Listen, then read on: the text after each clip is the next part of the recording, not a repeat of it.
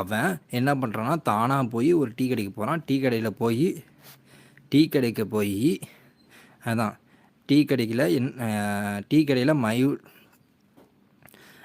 கடையில் வந்து மை ஊற்றி ட்ரெஸ்ஸு வந்து இதாகிடுச்சு, கிழிஞ்சிடுச்சு. ஸோ அதனால் என்ன பண்ணுறாரு, அந்த சட்டையை தைக்கிறாரு. ஓகேங்களா, அவ்வளோதான். ஓகே. அப்போ அசுரர் அப்படின்னா டீ கடையில் அவர் வந்து என்ன பண்ணுறாருன்னா தானாக வந்து போகிறாரு. போய் டீ கடைக்கு திதியன் அப்படின்னா டீ கடைக்கு போகிறாரு.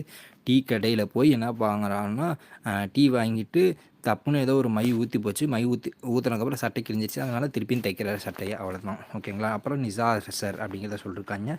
சும்மா ஷார்ட்கட்டுக்காக என் ஞாபகம் எடுத்துக்காக சொல்கிறேன். உங்களுக்கும் அது நீங்கள் படிச்சிங்க ஞாபகம் வந்துச்சுன்னா ஓகே.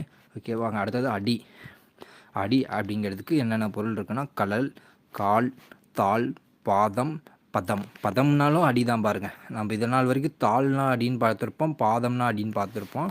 அதே பதம் அப்படின்னாலும் அடி தான் அப்படிங்கிறத சொல்லியிருக்காங்க. கால், கலல் இதெல்லாம் உங்களுக்கு முன்னாடியே தெரியும்.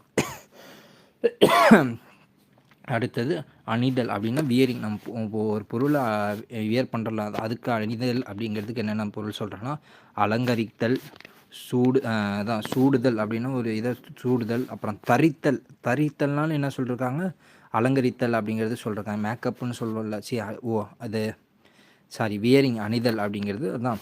தரித்தல்னாலும் அணிதல் தான். அப்புறம் புனைதல், அப்புறம் பூனல், அப்புறம் மிளைதல். இது எல்லாமே என்னென்னு மீனிங் பாருங்கள். இது எல்லாமே வந்து அணிதல் அப்படிங்கிறத ஒரு ட்ரெஸ்ஸை வியர் பண்ணுறது. அப்போ என்னென்ன சொல்லியிருக்காங்க, அலங்கரித்தல், சுடுதல், தரித்தல், புனைதல் அப்படின்னாலும் சரி, பூனல்னாலும் சரி, அப்புறம் மிளைதல். இது எல்லாமே வந்து என்ன மீனிங்னா அணிதல் அப்படிங்கிறத மீனிங்.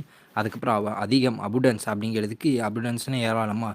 அதுக்கு என்ன சொல்கிறாங்க, அது நமக்கே தெரியும். ஒரு, களி, கூர், சால, தவ, நனி. இது எல்லாமே நம்ம என்ன படிச்சிருக்கோம் ஆல்ரெடி.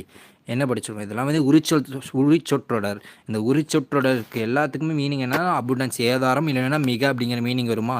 ஸோ அதனால் இதெல்லாம் உங்களுக்கு ஈஸி தான் தெரிஞ்சதுன்னா. அடுத்தது அந்தனர், பிராமின்ஸ்க்கு என்னென்ன பேர் சொல்கிறாங்கன்னு பார்த்தோங்க. பார்ப்பார், பிராமணர், பூசுரர், மறைனா வேதங்களை படிக்கிறவங்க தான் மறை. அதனால் மறையவர், வேதியர், வேதம்.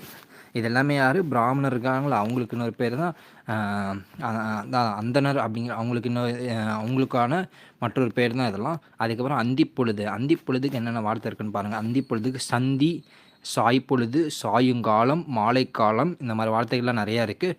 அதே மாதிரி தான். அப்புறம் அபாயம்னா என்ன, ஆபத்து.